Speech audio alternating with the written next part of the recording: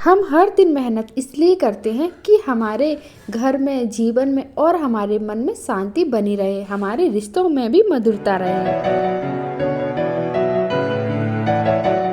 दुनिया में परिवार से बढ़कर कोई सुख नहीं है। इंसान थक हार कर, परेशान होकर, अपनी समस्याएं लेकर हमेशा अपने परिवार के पास ही आता है।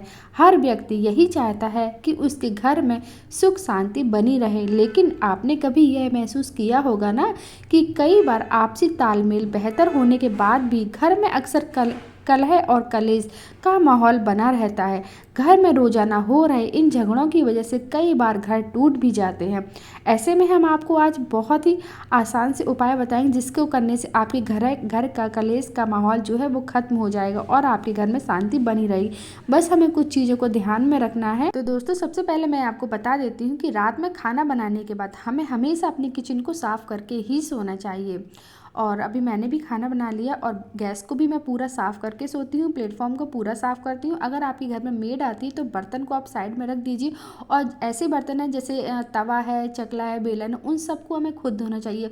वो हमें कभी भी मेड से नहीं धुलवानी चाहिए, क्योंकि हमारे घर गृहस्थी के जो मेन पार्ट होते हैं वो चकला, बेलन, तवा यही तो होते हैं ना, तो वो हमें कभी भी मेड से नहीं धुलवानी चाहिए, उसको हमें खुद धोना चाहिए। रात में कोशिश करिए कि आप कम से कम उतना ही खाना बनाइए जितना कि आप लोग खा सकें, लेकिन फिर भी हम कोशिश करते हैं, बट थोड़ा बहुत तो बच ही जाता है ना। तो इस तरह की हम टिफ़िन में, इस तरह की छोटे छोटे से हमारे पास डिब्बियाँ होती हैं, तो इसमें हम इस तरह के खाने को रख सकते हैं। और रात में मैं बर्तन जो होती हूँ कभी भी मैं सिंक में पड़ा हुआ नहीं छोड़ती, क्योंकि हमारे यहाँ मेड भी नहीं है और मैं सारा काम खुद ही करती हूँ। तो हमेशा मैं अपने जो बर्तन हैं मैं रात में ही धुलती हूँ। अक्सर आपने हमारे बड़े बुजुर्गों को कहते हुए सुना होगा ना कि रात में कभी भी हमें जूठे बर्तन किचन में नहीं छोड़ने चाहिए, क्योंकि सुबह के टाइम माँ लक्ष्मी सभी के घर में एक बार भ्रमण जरूर करती, और अगर वो हमारे किचन में गंदे बर्तन देखेंगे, जूठे बर्तन देखेंगी, तो वो उसी पैर तुरंत लौट जाएंगे, हमारे घर के अंदर प्रवेश भी नहीं करेंगी वो। इसलिए हमें अपनी किचन में एक भी जूठा बर्तन रात के टाइम नहीं छोड़ना चाहिए।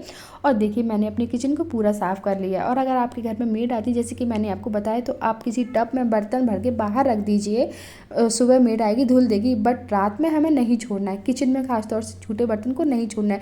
सिंक को हमें रात में ही पूरा साफ़ कर देना है।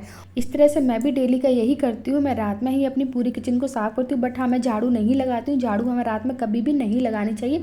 झाड़ू मैं सुबह उठते ही लगाती हूँ, सबसे पहले अपनी किचन में। यहाँ पर मैंने एक बाल्टी है मेरे पास छोटी सी, मैं इसको भर के रख देती हूँ। आजकल के किचन भी इतने बड़े नहीं होते हैं, तो मैंने भी बहुत छोटी सी बाल्टी ली। पहले के लोग होते थे ना, बहुत सारा पानी इकट्ठा करके रखते थे, तो आजकल कोई ऐसा करता नहीं, लेकिन मैं रात में से छोटा सा भर के ज़रूर रखती हूँ। इससे हमारा घर जो है वो धन धान से भरा रहता है। और सुबह जब मैं उठती हूँ तो सबसे पहले तो भगवान का शुक्रिया करती हूँ कि भगवान ने हमें जो ये दिन दिया है, और भगवान अच्छे से हमारे दिन की शुरुआत हो, पूरा दिन हमारा अच्छे से बीते। उसके बाद अपने दोनों हथेलियों को मिलाकर उनको चूमते हैं और थोड़ी देर अपने हथेलियों को देखते हैं।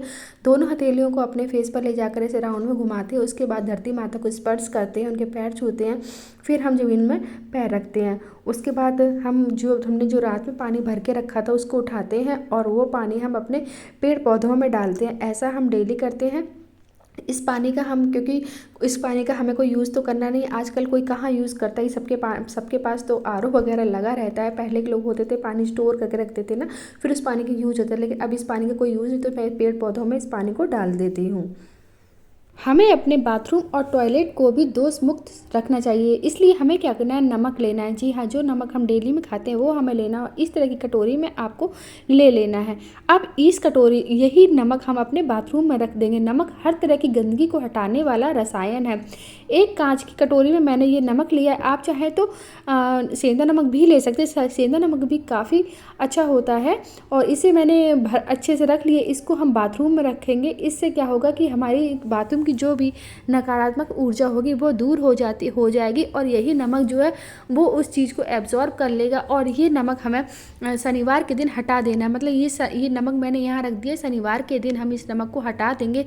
इससे हमारी जो भी बाथरूम में जो वास्तु दोष होगा, जो भी नकारात्मक ऊर्जा होगी, वो ये नमक जो है एब्जॉर्ब कर लेगा। उसके बाद हम इस नमक को शनिवार को बदल देंगे, हटा देंगे, किसी भी बहते हुए पानी में इसको चला देंगे। ये उपाय जरूर करिए। हमें अपने बाथरूम का टब या बाल्टी कभी भी खाली नहीं छोड़ना चाहिए। ध्यान रहे जब भी हम सुबह उठते हैं तो हमें हमेशा रात में ही अपने बाथरूम का टब बाल्टी सब कुछ भरा हुआ ही छोड़ना चाहिए, जिस सुबह हम उठे तो हमें भरा हुआ बर्तन मिले और हमारा पूरा दिन जो है वो अच्छे से बीते।